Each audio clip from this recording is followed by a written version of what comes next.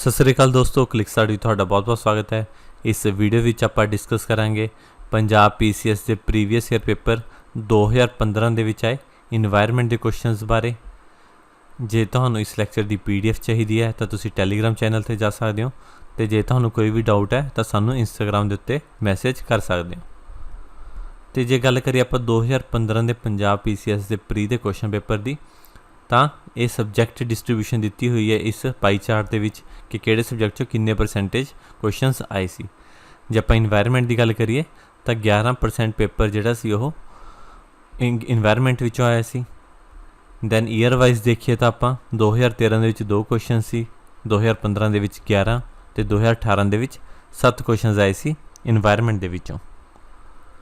Then ਹੁਣ questions ਨੂੰ start ਕਰਦੇ ਹਾਂ। ਸਭ ਤੋਂ ਪਹਿਲਾ ਕੁਐਸਚਨ ਹੈ, which of the following ecosystem types has the highest annual net primary productivity? ਕਿ ਇਹਨਾਂ ਵਿੱਚੋਂ ਕਿਹੜੇ ਇਕੋਸਿਸਟਮ ਦੀ ਸਭ ਤੋਂ ਵੱਧ ਐਨੂਅਲ ਮਤਲਬ ਸਾਲਾਨਾ ਪ੍ਰਾਇਮਰੀ ਪ੍ਰੋਡਕਟੀਵਿਟੀ ਹੈ। ਤਾਂ ਉਹਦੇ 4 ਦਿੱਤੇ ਹੋਏ ਨੇ ਇਕੋਸਿਸਟਮਸ, 2 ਟ੍ਰੋਪੀਕਲ ਨੇ, 2 ਟੈਂਪਰੇਟ ਨੇ। ਤਾਂ ਉਰੇ ਇੱਕ ਬੇਸਿਕ ਚੀਜ਼ ਹੈ ਕਿ ਜਿਹੜੇ ਟੈਂਪਰੇਟ ਹੁੰਦੇ ਨੇ ਜਿਹੜੇ ਹਾਇਰ ਲੈਟੀਟਿਊਡਸ 'ਤੇ ਹੋਣ, ਅਤੇ ਟ੍ਰੋਪੀਕਲ ਹੁੰਦੇ ਜਿਹੜੇ ਲੋਅਰ ਲੈਟੀਟਿਊਡਸ 'ਤੇ ਹੋਣ। ਜਿਵੇਂ ਆਪਣੀ ਅਰਥ ਹੈ, ਜਿਹੜੇ ਲੋਅਰ ਲੈਟੀਟਿਊਡਸ 'ਤੇ ਨੇ ਉਹ ਹੁੰਦੇ ਨੇ ਟ੍ਰੋਪੀਕਲ, ਜਿਹੜੇ ਹਾਇਰ 'ਤੇ ਨੇ ਉਹ ਹੁੰਦੇ ਨੇ ਟੈਂਪਰੇਟ।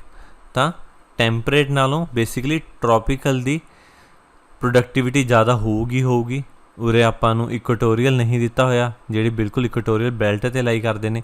ਇਸ ਦਾ ਮਤਲਬ ਆਨਸਰ A ਦੇ ਅਤੇ B ਦੇ ਵਿੱਚੋਂ ਹੀ ਹੈ। ਦੈਨ ਇੱਕ ਦੇ ਵਿੱਚ ਦਿੱਤਾ ਹੈ ਡੈਸੀਡੀਅਸ ਫੋਰੈਸਟ, ਦੂਸਰੇ ਦਿੱਤਾ ਹੈ ਰੇਨ ਫੋਰੈਸਟ। ਤਾਂ ਉਰੇ ਰੇਨ ਫੋਰੈਸਟ ਦੇ ਵਿੱਚ ਜ਼ਿਆਦਾ ਬਾਰਿਸ਼ ਹੋਵੇਗੀ, ਤਾਂ ਜਿੱਥੇ ਜ਼ਿਆਦਾ ਬਾਰਿਸ਼ ਹੁੰਦੀ ਹੈ ਤਾਂ ਉਹੀ ਉੱਥੇ ਹੀ ਪ੍ਰਾਇਮਰੀ ਪ੍ਰੋਡਕਟੀਵਿਟੀ ਜ਼ਿਆਦਾ ਹੋਊਗੀ। ਤਾਂ ਇਸ ਦਾ ਆਨਸਰ ਆਏਗਾ B, ਟ੍ਰੋਪੀਕਲ ਰੇਨ ਫੋਰੈਸਟ। ਹੁਣ ਆਪਾਂ ਗੱਲ ਕਰਦੇ ਹਾਂ ਟ੍ਰੋਪੀਕਲ ਫੋਰੈਸਟ ਦੀ। ਤਾਂ ਜਿਹੜੇ ਟ੍ਰੋਪੀਕਲ ਫੋਰੈਸਟ ਹੁੰਦੇ ਨੇ ਆਰ ਕਲੋਜ਼ਡ ਕੈਨੋਪੀ ਫੋਰੈਸਟ, ਬਹੁਤ ਹੀ ਸੰਘਣੇ ਜੰਗਲ ਹੁੰਦੇ ਨੇ। growing within 28 degrees north or south of the equator, equator ਤੋਂ 28 ਡਿਗਰੀ ਨਾਰਥ ਜਾਂ ਫਿਰ 28 ਡਿਗਰੀ ਸਾਊਥ ਤੱਕ ਹੁੰਦੇ ਨੇ ਇਹ। these are very wet places receiving more than 200 centimeter rainfall per year। Generally ਇੱਥੇ ਬਾਰਿਸ਼ ਬਹੁਤ ਹੁੰਦੀ ਹੈ, ਕਈ ਵਾਰ 200 ਸੈਂਟੀਮੀਟਰ ਪਰ ਈਅਰ ਤੋਂ ਵੀ ਜ਼ਿਆਦਾ ਬਾਰਿਸ਼ ਹੁੰਦੀ ਹੈ ਇੱਥੇ, ਆਈਦਰ ਸੀਜ਼ਨਲੀ ਔਰ ਥਰੂ ਆਊਟ ਦੀ ਈਅਰ, ਚਾਹੇ ਉਹ ਇੱਕੋ ਸੀਜ਼ਨ ਦੇ ਵਿੱਚ ਹੋ ਜਾਵੇ, ਚਾਹੇ ਉਹ ਪੂਰਾ ਸਾਲ ਹੁੰਦੀ ਰਹੇ। Temperatures are uniformly high between 20 degree Celsius and 35 degree Celsius. ਤਾਂ ਜਿਹੜੇ ਵੀ ਇਹ ਟ੍ਰੋਪੀਕਲ ਏਰੀਆਜ਼ ਨੇ ਇੱਥੋਂ ਟੈਂਪਰੇਚਰ ਬਹੁਤ ਹਾਈ ਰਹਿੰਦੇ ਨੇ, 20 ਡਿਗਰੀ ਸੈਲਸੀਅਸ ਅਤੇ 35 ਡਿਗਰੀ ਸੈਲਸੀਅਸ ਦੇ ਵਿਚਕਾਰ। ਦੈਨ ਨੈਕਸਟ ਕੁਐਸਚਨ ਆਇਆ ਹੋਇਆ ਕੁਝ ਕਨਵੈਨਸ਼ਨਸ ਅਤੇ ਪ੍ਰੋਟੋਕੋਲਸ ਦੇ ਰਿਲੇਟਿਡ। ਅਤੇ ਇਹਨੇ ਪੁੱਛਿਆ which of the following are incorrectly matched, ਇਹਨਾਂ ਵਿੱਚੋਂ ਕਿਹੜੇ ਗਲਤ ਨੇ। ਤਾਂ ਉਹਦੇ 4 ਤੁਹਾਨੂੰ ਪ੍ਰੋਟੋਕੋਲ ਅਤੇ ਕਨਵੈਨਸ਼ਨਸ ਦਿੱਤੀਆਂ ਹੋਈਆਂ ਨੇ, ਅਤੇ ਪੁੱਛਿਆ ਗਿਆ ਵੀ ਇਹਨਾਂ 'ਚੋਂ ਕਿਹੜੀ ਗਲਤ ਮੈਚ ਕੀਤੀ ਗਈ ਹੈ। ਤਾਂ ਆਪਾਂ ਜੇ ਰਾਮਸਰ ਕਨਵੈਨਸ਼ਨ ਦੀ ਗੱਲ ਕਰੀਏ ਤਾਂ ਰਾਮਸਰ ਸਾਈਟਸ ਹੁੰਦੀਆਂ ਨੇ ਜਿਹੜੀਆਂ ਉਹ ਹੁੰਦੀਆਂ ਨੇ ਵੈਟਲੈਂਡਸ ਦੇ ਰਿਗਾਰਡਿੰਗ, ਕਿ ਕਿਹੜੀ ਵੈਟਲੈਂਡ ਹੈ, ਵੈਟਲੈਂਡਸ ਆਫ ਇੰਟਰਨੈਸ਼ਨਲ ਇੰਪੋਰਟੈਂਸ। ਅਤੇ ਉਹਦੇ ਲਿਖਿਆ ਹੈ ਗਰਾਊਂਡ ਵਾਟਰ ਪੋਲਿਊਸ਼ਨ, ਇਹਦਾ ਮਤਲਬ ਚੌਥੀ ਤਾਂ ਗਲਤ ਹੈ। ਦੈਨ ਕਿਓਟੋ ਪ੍ਰੋਟੋਕੋਲ ਦੀ ਗੱਲ ਕਰੀਏ ਤਾਂ ਹੈਗੀ ਹੈ ਕਲਾਈਮੇਟ ਚੇਂਜ ਦੇ ਰਿਗਾਰਡਿੰਗ, ਬਿਲਕੁਲ ਠੀਕ ਹੈ ਇਹ ਕਿਓਟੋ ਪ੍ਰੋਟੋਕੋਲ ਬਹੁਤ ਇੰਪੋਰਟੈਂਟ ਹੈ। ਦੈਨ ਮੌਂਟਰੀਅਲ ਪ੍ਰੋਟੋਕੋਲ ਦੀ ਗੱਲ ਕਰੀ ਜਾਵੇ ਤਾਂ ਮੌਂਟਰੀਅਲ ਪ੍ਰੋਟੋਕੋਲ ਹੈ ਓਜ਼ੋਨ ਨੂੰ ਬਚਾਉਣ ਦੇ ਰਿਗਾਰਡਿੰਗ, ਕਿ ਓਜ਼ੋਨ ਲੇਅਰ ਨੂੰ ਕਿੱਦਾਂ ਬਚਾਇਆ ਜਾਵੇ। ਤਾਂ ਜੇ ਆਪਾਂ ਸਿਰਫ ਇਹ 3 ਪਤਾ ਤਾਂ ਵੀ ਤੁਸੀਂ ਆਨਸਰ ਕਰ ਸਕਦੇ ਹੋ, ਤੁਸੀਂ ਦੇਖ ਸਕਦੇ ਹੋ ਕਿ ਇਸਦਾ ਤੁਸੀਂ ਆਨਸਰ ਕਰ ਸਕਦੇ ਹੋ, ਕਿਉਂਕਿ ਤੀਜੀ ਸਹੀ ਹੈ ਤਾਂ A ਆਪਸ਼ਨ ਨਹੀਂ ਹੋ ਸਕਦੀ ਅਤੇ C ਨਹੀਂ ਹੋ ਸਕਦੀ। ਹੁਣ B ਅਤੇ D ਦੇ ਵਿੱਚ ਇੱਕ ਦੇ ਵਿੱਚ 1 ਅਤੇ 4 ਹੈ ਅਤੇ ਦੂਜੀ ਦੇ ਵਿੱਚ 1, 2, 4 ਦਾ ਦੂਜੀ ਗਲਤ ਹੈ, ਤਾਂ ਇਹਦਾ ਮਤਲਬ ਇਸਦਾ ਆਨਸਰ D ਆਊਗਾ। ਦੈਨ ਆਪਾਂ ਪਰ ਪਹਿਲੀ ਵੀ ਦੇਖ ਲੈਂਦੇ ਹਾਂ ਬੇਸਲ ਕਨਵੈਨਸ਼ਨ। ਜਿਹੜੀ ਬੇਸਲ ਕਨਵੈਨਸ਼ਨ ਹੁੰਦੀ ਹੈ ਉਹ ਹੁੰਦੀ ਹੈ ਕੋਈ ਹੈਜ਼ਰਡਸ ਮਟੀਰੀਅਲ ਹੈ ਉਹਨੂੰ ਟਰਾਂਸਪੋਰਟੇਸ਼ਨ ਕਰਨ ਦੇ ਰਿਗਾਰਡਿੰਗ। ਤਾਂ ਇਸ ਤਰੀਕੇ ਨਾਲ ਤੁਸੀਂ ਇਹੋ ਜਿਹੇ ਕੁਐਸਚਨਸ ਨੂੰ ਅਟੈਂਪਟ ਕਰ ਸਕਦੇ ਹੋ। ਇਹ ਸਾਰੀਆਂ ਕਨਵੈਨਸ਼ਨਸ ਤੁਹਾਨੂੰ ਯਾਦ ਹੋਣੀਆਂ ਚਾਹੀਦੀਆਂ ਕਿ ਕਿਹੜੀ ਕਿਸ ਚੀਜ਼ ਦੇ ਰਿਗਾਰਡਿੰਗ ਹੈ। ਅਤੇ ਇਸ ਟੇਬਲ ਵਿੱਚ ਤੁਸੀਂ ਦੇਖ ਸਕਦੇ ਹੋ Basel convention, transboundary movement of hazardous waste, Montreal protocol ozone layer ਦੀ ਪ੍ਰੋਟੈਕਸ਼ਨ ਵਾਸਤੇ, ਕਿਓਟੋ ਪ੍ਰੋਟੋਕੋਲ ਕਲਾਈਮੇਟ ਚੇਂਜ ਵਾਸਤੇ, Ramsar convention wetlands of international importance ਵਾਸਤੇ। ਦੈਨ ਨੈਕਸਟ ਕੁਐਸਚਨ ਆਇਆ ਹੈ the targets for the first commitment period of Kyoto protocol. हुणे आपां गल कीती सी क्योटो प्रोटोकॉल हैगा क्लाइमेट चेंज नूं ध्यान रखदे होए covers emission of 6 main greenhouse gases. ਤਾਂ ਜਿਹੜੀਆਂ 6 ਮੇਨ ਗ੍ਰੀਨ ਹਾਊਸ ਗੈਸਿਸ ਨੇ ਉਹਨਾਂ ਨੂੰ ਧਿਆਨ ਦੇ ਵਿੱਚ ਰੱਖਦੇ ਹੋਏ ਇਹ ਕਿਓਟੋ ਪ੍ਰੋਟੋਕਾਲ 'ਤੇ ਕੰਮ ਕੀਤਾ ਗਿਆ। ਇਹਨਾਂ ਵਿੱਚੋਂ ਕਿਹੜੀ ਉਹ ਗੈਸ ਨਹੀਂ ਹੈ, ਕਿਹੜੀ ਉਹ ਗੈਸ ਨਹੀਂ ਹੈ ਜਿਹੜੀ ਕਿਓਟੋ ਪ੍ਰੋਟੋਕਾਲ ਨਾਲ ਰਿਲੇਟਿਡ ਨਹੀਂ ਹੈ। ਤਾਂ ਇਹਦੇ ਵਿੱਚ ਗ੍ਰੀਨ ਹਾਊਸ ਗੈਸਿਸ 'ਤੇ ਕੰਮ ਕੀਤਾ ਗਿਆ। ਹਾਈਡਰੋਫਲੋਰੋਕਾਰਬਨਸ ਵੀ ਵਿੱਚ ਨੇ, ਪਰਫਲੋਰੋਕਾਰਬਨਸ ਵੀ ਵਿੱਚ ਨੇ ਅਤੇ ਸਲਫਰ ਹੈਕਸਾਫਲੋਰਾਈਡ ਵੀ ਵਿੱਚ ਹੈ। ਇਸ ਦਾ ਮਤਲਬ ਇਹ ਗੈਸ ਜਿਹੜੀ ਵਿੱਚ ਕਵਰ ਨਹੀਂ ਹੈ ਉਹ ਹੈ ਕਾਰਬਨ ਟੈਟਰਾਕਲੋਰਾਈਡ। ਹੁਣ ਗੱਲ ਕਰਦੇ ਹਾਂ ਕਿਓਟੋ ਪ੍ਰੋਟੋਕੋਲ ਦੀ। It is an international treaty, international treaty ਹੈ ਇਹ ਬਹੁਤ ਸਾਰੀ ਕੰਟਰੀਜ਼ ਦੇ ਵਿੱਚ extends the 1992 United Nation framework convention on climate change. ਜਿਹੜੀ 1992 ਦੇ ਵਿੱਚ ਇੱਕ ਕਨਵੈਨਸ਼ਨ ਬਣੀ ਸੀ United Nation framework convention on climate change, ਉਹਨੂੰ ਐਕਸਟੈਂਡ ਕਰਦੀ ਹੈ Kyoto protocol that commits state parties to reduce greenhouse gas emissions. ਅਤੇ ਇਹਦੇ ਵਿੱਚ ਹਰੇਕ ਕੰਟਰੀਜ਼ ਦੇ ਉੱਤੇ ਕੁਛ ਲਿਮਿਟਸ ਲਗਾਈਆਂ ਗਈਆਂ ਕਿ ਉਹਨੇ ਗ੍ਰੀਨ ਹਾਊਸ ਗੈਸ ਨੂੰ ਐਮਿਸ਼ਨਸ ਨੂੰ ਕਿਵੇਂ ਘੱਟ ਕਰਨਾ। It was adopted in Kyoto Japan. ਇਹ ਜਾਪਾਨ ਦੇ ਵਿੱਚ ਜਾਪਾਨ ਦਾ ਸ਼ਹਿਰ ਹੈ ਕਿਓਟੋ, ਉੱਥੇ ਅਡੋਪਟ ਕੀਤਾ ਗਿਆ ਸੀ ਇਸ ਪ੍ਰੋਟੋਕੋਲ ਨੂੰ, ਤਾਂ ਹੀ ਇਸ ਦਾ ਨਾਮ ਕਿਓਟੋ ਪ੍ਰੋਟੋਕੋਲ ਹੈ। On 11 December 1997 and entered into force on 16 February 2005। ਪਾਸ ਇਹ 1997 ਦੇ ਵਿੱਚ ਹੋਈ ਸੀ, ਪਰ ਫੋਰਸ ਦੇ ਵਿੱਚ ਹੀ ਜਾ ਕੇ ਇਹ 2005 ਦੇ ਵਿੱਚ। The Kyoto protocol applies to 6 green house gases. 6 green house gases ਇਹਦੇ ਵਿੱਚ ਕਵਰਡ ਨੇ। Carbon dioxide, methane, nitrous oxide, hydrofluorocarbons, perfluorocarbons ਅਤੇ ਸਲਫਰ ਹੈਕਸਾਫਲੋਰਾਈਡ। ਤਾਂ ਇਹਦਾ ਮਤਲਬ ਕਾਰਬਨ ਟੈਟਰਾਕਲੋਰਾਈਡ ਜਿਹੜਾ ਪੇਪਰ ਦੇ ਵਿੱਚ ਲਿਖਿਆ ਗਿਆ ਸੀ ਉਹ ਕਵਰ ਨਹੀਂ ਹੈ, ਤਾਂ ਉਹ ਆਨਸਰ ਆਊਗਾ ਇਸ ਦਾ। ਦੈਨ ਨੈਕਸਟ ਕੁਐਸਚਨ ਆਇਆ ਹੋਇਆ ਨੈਸ਼ਨਲ ਪਾਰਕਸ ਅਤੇ ਵਾਈਲਡ ਲਾਈਫ ਸੈਂਚੁਰੀਜ਼ ਰਿਗਾਰਡਿੰਗ ਕਿ ਇਹਨਾਂ ਵਿੱਚੋਂ ਕਿਹੜੀ ਵਾਈਲਡ ਲਾਈਫ ਸੈਂਚੁਰੀ ਦੇ ਵਿੱਚ ਹੈ। ਚੂਜ਼ ਦੀ ਕਰੈਕਟ ਮੈਚ। ਸਟੇਟ ਪੁੱਛੀ ਹੈ ਅਤੇ ਇੱਕ ਸਾਈਡ ਦਿੱਤੀ ਹੈ ਵਾਈਲਡ ਲਾਈਫ ਸੈਂਚੁਰੀ ਜਾਂ ਨੈਸ਼ਨਲ ਪਾਰਕ, ਅਤੇ ਇਹਨਾਂ ਨੂੰ ਦੱਸਣਾ ਕਿ ਇਹਨਾਂ 'ਚੋਂ ਕਿਹੜਾ ਸਹੀ ਹੈ। ਜੇ ਆਪਾਂ ਕਾਰਬਟ ਦੀ ਗੱਲ ਕਰੀਏ ਤਾਂ ਜਿਮ ਕਾਰਬਟ ਬਹੁਤ ਇੰਪੋਰਟੈਂਟ ਪਾਰਕ ਹੈ, ਇਹ ਹੈਗਾ ਉੱਤਰਾਖੰਡ ਦੇ ਵਿੱਚ। ਦੈਨ ਦर्रा ਰਾਜਸਥਾਨ ਦੇ ਵਿੱਚ ਹੈ, ਇਹ ਬਿਲਕੁਲ ਸਹੀ ਸਟੇਟਮੈਂਟ ਹੈ। ਦੈਨ ਪਰੰਬਾਕੁਲਮ ਇਹ ਹੈਗਾ ਕੇਰਲਾ ਦੇ ਵਿੱਚ, ਤਾਂ ਇਹ ਗਲਤ ਦਿੱਤਾ ਹੋਇਆ।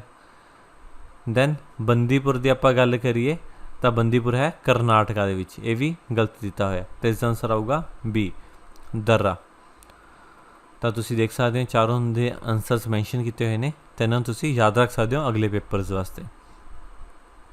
Then which of the following is a native species of India. ਇਹਨਾਂ ਵਿੱਚੋਂ ਕਿਹੜੀ ਭਾਰਤ ਦੀ ਨੇਟਿਵ ਸਪੀਸ਼ੀਜ਼ ਨੇ, ਮਤਲਬ ਕਿਹੜੀ ਚੀਜ਼ਾਂ ਕਿਹੜੇ ਐਨੀਮਲਸ ਇਹਨਾਂ ਦੇ ਵਿੱਚੋਂ ਪਹਿਲਾਂ ਤੋਂ ਹੀ ਭਾਰਤ ਦੇ ਵਿੱਚ ਮਿਲਦੇ ਨੇ, ਕਿ ਬਾਹਰੋਂ ਨਹੀਂ ਲੈ ਕੇ ਆਏ, ਭਾਰਤ ਦੇ ਵਿੱਚ ਪਹਿਲਾਂ ਤੋਂ ਹੀ ਉਹ ਅਵੇਲੇਬਲ ਨੇ। ਅਤੇ ਇਸ ਦੇ ਵਿੱਚ ਦਿੱਤਾ 2 ਹੌਰਨਡ ਰਾਈਨੋਸੌਰਸ, ਤਾਂ ਇਹ ਸਟੇਟਮੈਂਟ ਗਲਤ ਹੈ ਕਿਉਂਕਿ ਭਾਰਤ ਵਿੱਚ 1 ਹੌਰਨਡ ਰਾਈਨੋਸੌਰਸ ਮਿਲਦੇ ਨੇ। 2 ਹੌਰਨਡ ਜਿਹੜੇ ਰਾਈਨੋਸੌਰਸ ਨੇ ਆਪਾਂ ਬਾਹਰੋਂ ਲੈ ਕੇ ਆਉਂਦੇ ਹਾਂ, ਸਪੈਸ਼ਲੀ ਸੁਮਾਤਰਾ ਤੋਂ, ਇੰਡੋਨੇਸ਼ੀਆ ਦੀ ਇੱਕ ਆਈਲੈਂਡ ਹੈ, ਜਾਂ ਫਿਰ ਅਫਰੀਕਾ ਤੋਂ। ਦੈਨ ਰੀਸਸ ਮੌਂਕੀ, ਇਹ ਸਹੀ ਹੈ, ਇੰਡੀਆ ਦੇ ਵਿੱਚ ਮਿਲਦਾ ਹੈ। ਦੈਨ ਕੋਮੋਡੋ ਡਰੈਗਨ ਇੱਕ ਛਿਪਕਲੀ ਦੀ ਸਪੀਸ਼ੀਜ਼ ਨੇ, ਕਾਫੀ ਵੱਡੀਆਂ ਛਿਪਕਲੀਆਂ ਹੁੰਦੀਆਂ ਨੇ ਇਹ, ਤਾਂ ਇਹ ਵੀ ਇੱਕ ਇੰਡੋਨੇਸ਼ੀਆ ਦੇ ਆਈਲੈਂਡਸ ਦੇ ਉੱਤੇ ਹੀ ਮਿਲਦਾ ਹੈ, ਭਾਰਤ ਵਿੱਚ ਨਹੀਂ ਮਿਲਦੀਆਂ ਇਹ। ਤਾਂ ਇਸ ਦਾ ਆਨਸਰ ਆਏਗਾ ਬੀ ਰੀਸਸ ਮੌਂਕੀ। ਤਾਂ ਤੁਸੀਂ ਦੇਖ ਸਕਦੇ ਹੋ 2 ਹੌਰਨਡ ਰਾਈਨੋਸੌਰਸ ਨੇ ਜਿਹੜੇ ਉਹ ਸੁਮਾਤਰਾ ਅਤੇ ਅਫਰੀਕਾ ਦੇ ਵਿੱਚ ਨੇ। ਦੈਨ ਰੀਸਸ ਮੌਂਕੀ ਹੈਗੇ ਨੇ India, Bangladesh, Pakistan, Nepal, Myanmar, Thailand, Afghanistan, Vietnam ਅਤੇ ਸਾਊਦਰਨ ਚਾਈਨਾ, ਯਾਨੀ ਕਿ ਮੇਨਲੀ ਜਿਹੜਾ ਇਹ ਸਾਊਥ ਏਸ਼ੀਆ ਦਾ ਏਰੀਆ ਜਿਹੜਾ ਉਹ ਵਾਲਾ। Then Komodo dragon largest lizard species ਹੈ ਇਹ in the lesser Sunda islands of Indonesia. Indonesia ਦੇ ਆਈਲੈਂਡਸ ਨੇ ਲੈਸਰ ਸੰਡਾ, ਉੱਥੇ ਇਹ ਮਿਲਦੀ ਹੈ। Then next question high biological oxygen demand, ਇਹਨੂੰ ਬਾਇਓਕੈਮੀਕਲ ਆਕਸੀਜਨ ਡਿਮਾਂਡ ਵੀ ਕਿਹਾ ਜਾਂਦਾ ਹੈ ਜਾਂ ਫਿਰ ਬਾਇਓਲੋਜੀਕਲ ਆਕਸੀਜਨ ਡਿਮਾਂਡ ਵੀ, ਕਿ ਕਿਸੇ ਪਾਣੀ ਦੀ ਜ਼ਿਆਦਾ ਬਾਇਓਲੋਜੀਕਲ ਆਕਸੀਜਨ ਡਿਮਾਂਡ ਹੈ ਤਾਂ ਉਸਦਾ ਕੀ ਮਤਲਬ ਹੈ। ਤਾਂ ਬਾਇਓਲੋਜੀਕਲ ਆਕਸੀਜਨ ਡਿਮਾਂਡ ਦਾ ਮਤਲਬ ਕਿ ਉਹਦੇ ਵਿੱਚ ਜਿੰਨੇ ਵੀ ਐਨੀਮਲਸ ਨੇ ਉਹਨਾਂ ਨੂੰ ਕਿੰਨੀ ਆਕਸੀਜਨ ਚਾਹੀਦੀ ਹੈ ਰੈਸਪੀਰੇਸ਼ਨ ਵਾਸਤੇ ਅਤੇ ਡਾਈਜੈਸ਼ਨ ਵਾਸਤੇ। तो जे किसी जगह के उत्ते ज़्यादा बायोलॉजिकल ऑक्सीजन डिमांड होवे, ज़्यादा रेस्पिरेशन लई ऑक्सीजन कंज्यूम की जा रही, तो उसका की मतलब होगा। High level of microbial pollution के माइक्रोब्स बहुत ज़्यादा ने, लो लैवल ऑफ माइक्रोबियल पोल्यूशन के माइक्रोब्स बहुत घट ने, एबसेंस ऑफ माइक्रोबियल पोल्यूशन के माइक्रोब्स है ही नहीं। तो इसका करैक्ट आंसर होगा ए, कि जिथे ज़्यादा जीव जंतु होंगे उत्थे ही ज़्यादा माइक्रोब्स होंगे, तो उत्थे ही ज़्यादा बायोलॉजिकल ऑक्सीजन डिमांड होगी। गल करते हैं आप बायोलॉजिकल ऑक्सीजन डिमांड की, या फिर बायोकैमिकल ऑक्सीजन डिमांड की। जी बायोकैमिकल ऑक्सीजन डिमांड है, it is the amount of oxygen that is required for the performance of the activities of a biological organism. कि अपन बायोलॉजिकल एक्टिविटीज़ ने जिमें डाइजेशन है या फिर कोई बैक्टीरिया ने अपनी फंक्शनिंग करनी है, तो वो जी ऑक्सीजन चाहिए उन्होंने बायोलॉजिकल ऑक्सीजन डिमांड या फिर बायोकैमिकल ऑक्सीजन डिमांड बोलिया जाता है। जिथे ज़्यादा बायोलॉजिकल ऑक्सीजन डिमांड होगी, यदा मतलब उत्थे माइक्रो ऑर्गेनिजम्स ज़्यादा ने, यदा मतलब उत्थे ज़्यादा पॉल्यूशन है। तो माइक्रो ऑर्गेनिजम्स उत्थे ही ज़्यादा होंदे ने जिथे पॉल्यूशन ज़्यादा होवे, इस करके उस जगह की बायोलॉजिकल ऑक्सीजन डिमांड भी ज़्यादा होंदी है। दैन आप चलते नैक्सट क्वेश्चन पे, transition zone between two ecosystems is called.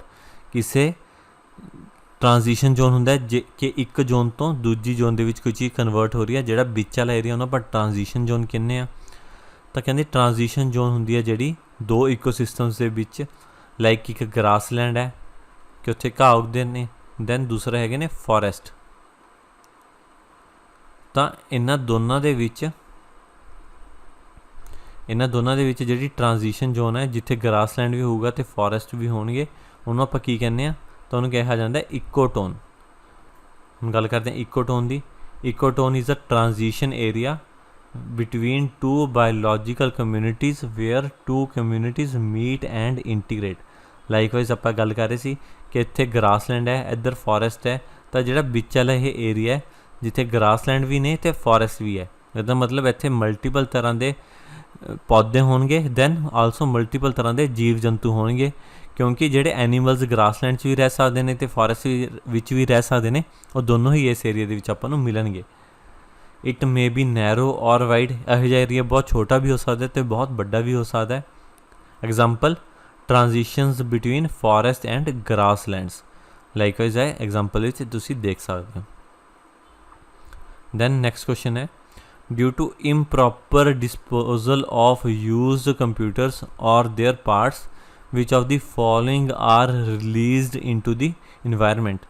कि जेडे अपने कंप्यूटर पार्ट्स ने या फिर ई वेस्ट कहने जिन्हों आप इलैक्ट्रॉनिक वेस्ट, वो करके इन्हों विचों किहड़े कैमिकल एनवायरमेंट दे विच रिलीज़ हो जाते हैं तो इन्वायरमेंट नूं पोल्यूट करते हैं। जे आप बैरीलियम तो कैडमियम की गल करिए तो बिल्कुल सही है। दैन क्रोमियम तो मरकरी ये भी बिल्कुल सही ने। दैन लैड ये भी सही है, तो इसका आंसर आऊगा D, all of the above.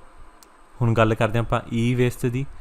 Every year approximately 40 million metric tons, तो अराउंड 4 करोड़ मैट्रिक टनस हो गया of electronic waste consisting of discarded televisions, phones, computers and other electronic hardware are produced globally.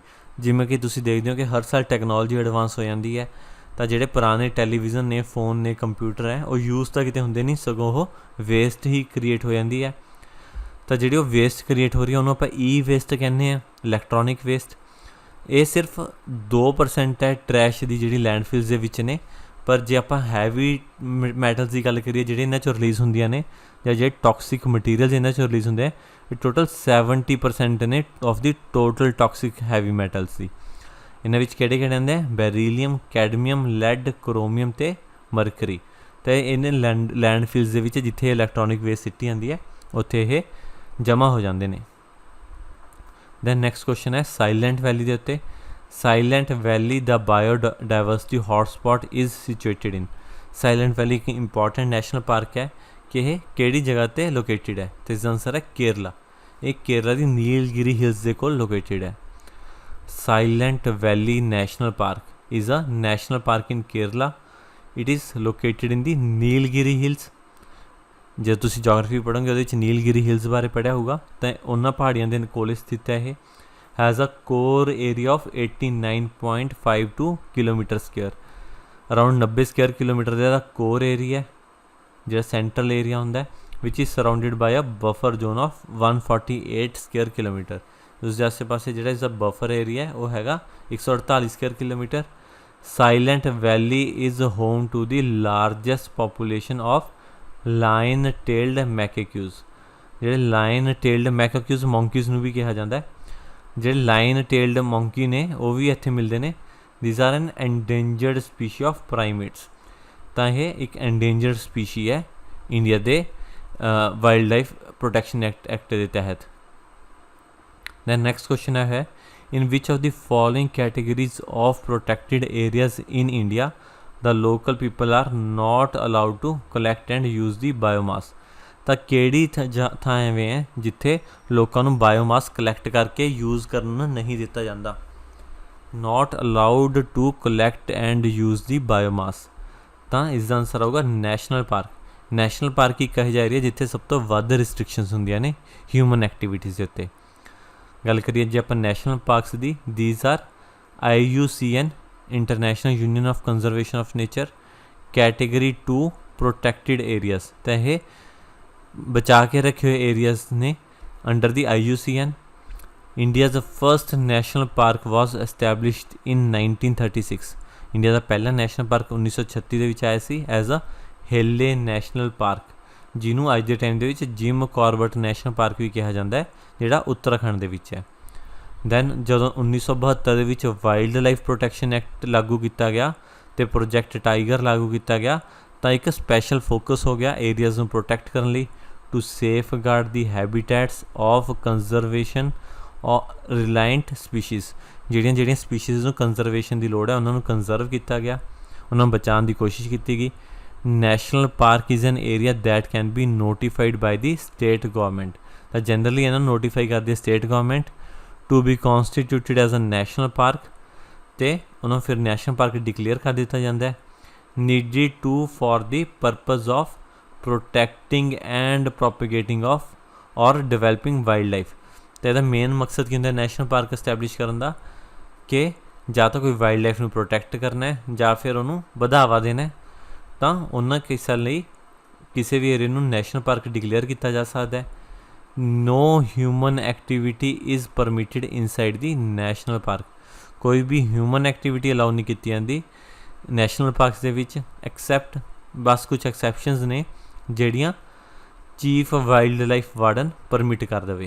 तो 1972 का जोड़ा wild life protection act है वो अंदर कुछ एक्सैप्शनस ने, सिर्फ उन्होंने अंडर ही ह्यूमनस को अलाउ किया जाता है, उस तो अलावा नैशनल पार्क के अंदर ह्यूमन एक्टिविटी टोटली बंद है। तो ये क्वेश्चनस जोड़े 2013 के पेपर में आए सी। धन्यवाद दोस्तों। सॉरी 2015 के पेपर में आए सी। धन्यवाद दोस्तों।